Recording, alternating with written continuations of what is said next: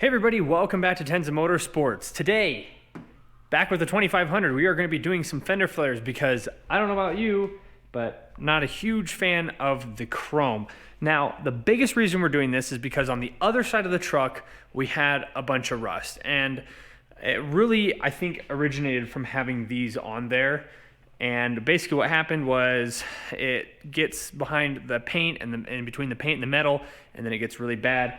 Oftentimes things like this where it's constantly touching it will hold on to moisture and then it can dig itself into the paint. This is the rust getting in there, and once rust starts to spread, it's very difficult to stop. The biggest reason we got fender flares or different fender flares than these ones is because they actually have a size that is about 4 inches from the bottom to the top, and that is the perfect amount, especially in the back on the other side. And primarily I want to do this video because I didn't see a video online about this, and I was shocked. A lot of them are the wider fender flares that actually have like the rivets that sit in them, and you actually bolt them to the truck. From what I can see, they have the dimples designed to have rivets and screws bolted to the truck.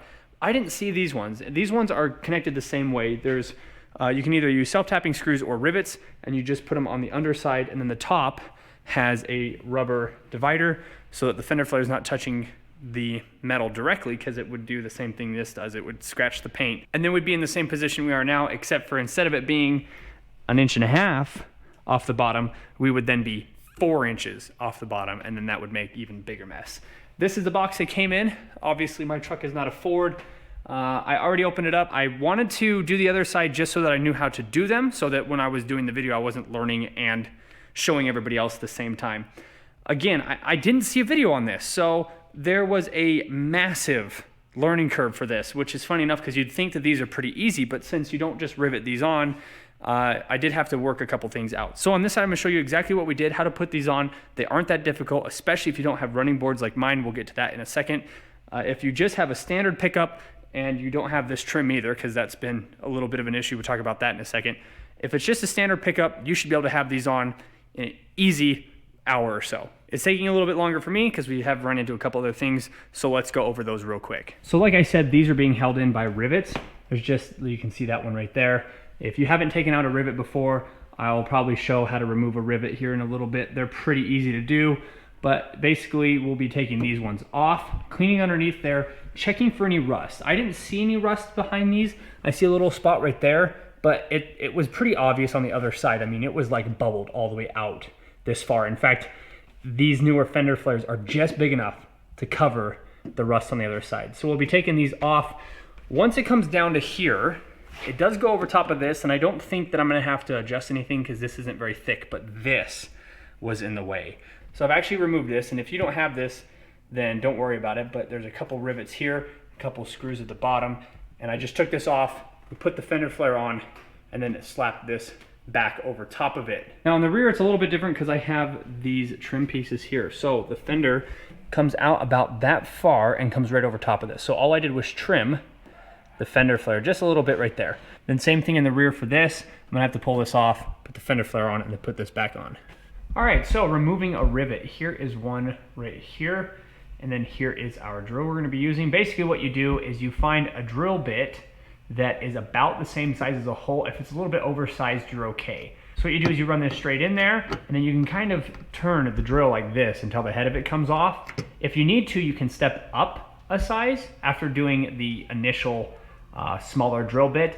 Oftentimes this one here, where it's kind of like a medium-sized one, it's not too small, but it's not too big, where it's actually gonna be digging into the rivet versus fitting into that little hole. Oftentimes you can get away with one bit.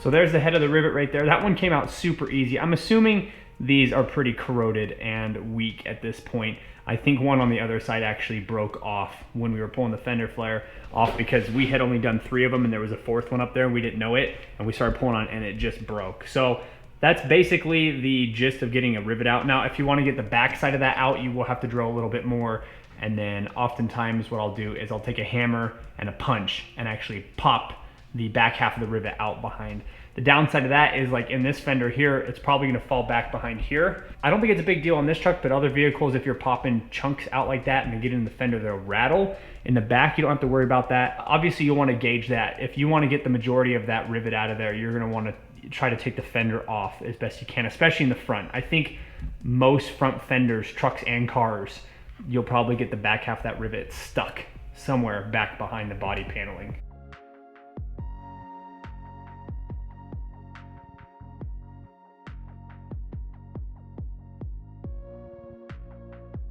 So the fender flare popped off pretty easily as soon as I got those 4 rivets out.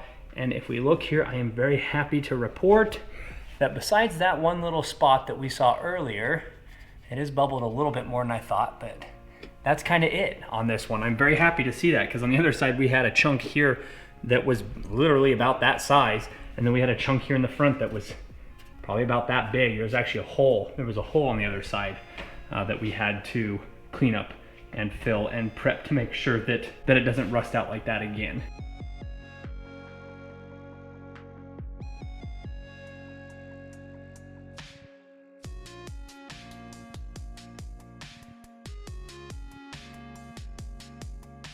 So a little bit of rust right here, but we could actually see that from the outside, so I was expecting that.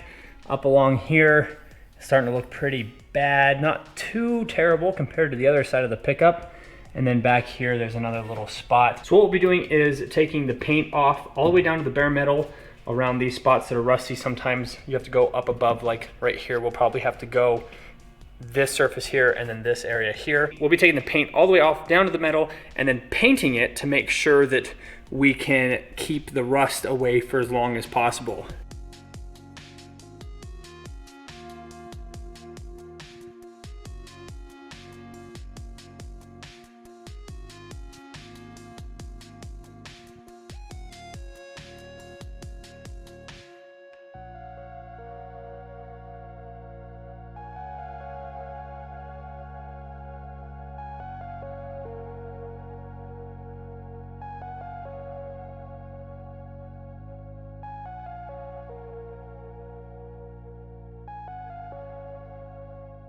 All right, so fender flares done on now the driver's side.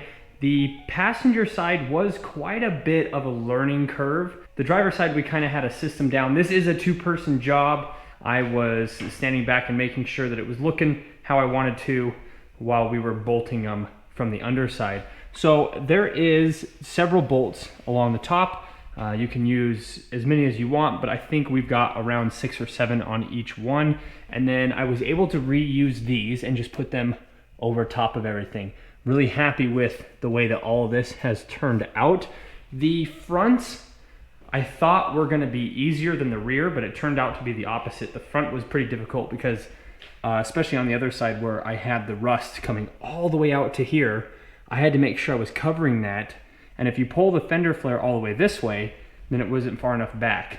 The other thing that we were fighting is if you put in a screw here and then started going over here and pushing up on it, you would actually twist it and push this edge out, and then there was a gap, and you definitely don't want to have gapsole on the top of this. So what we ended up doing with the front and the rear on all of them was put them roughly where we want them this way, bolt them here in the middle, and then you would go out this way, and then you'd go out this way. Kind of like if you were vinyl wrapping. You want to start in the middle and move out to each side. You don't want to start at one end and then move over to there. I think people doing this first time would probably be able to do them a lot faster than we can, because I did have to trim this out here. You can see that I actually made a notch for this trim. It ended up fitting over this really well. It just kind of took a little bit of extra work. And then we did install mud flaps, and we had these running board guards here. So between those 3 things in the back and then the guard in the front, and having to try to make sure that we're covering over all the old rust in the front, that's really what drove this project to take as long as it did. I spent most of the day planning and just kind of waiting for somebody to come and help me out, because I knew it was going to be a 2-person job. So I spent this morning just making sure that I was prepped, that I thought that I had everything all ready to go, so that when I did get help here, I was able to just slap them on, bolt them in. So you can do rivets along the top. If you decide to do rivets later, it's not a big deal. Pull your screw out, drill your hole, make sure that it's the right rivet size, and then use your pop rivets at that point. So there we go. There's really not that much else to it.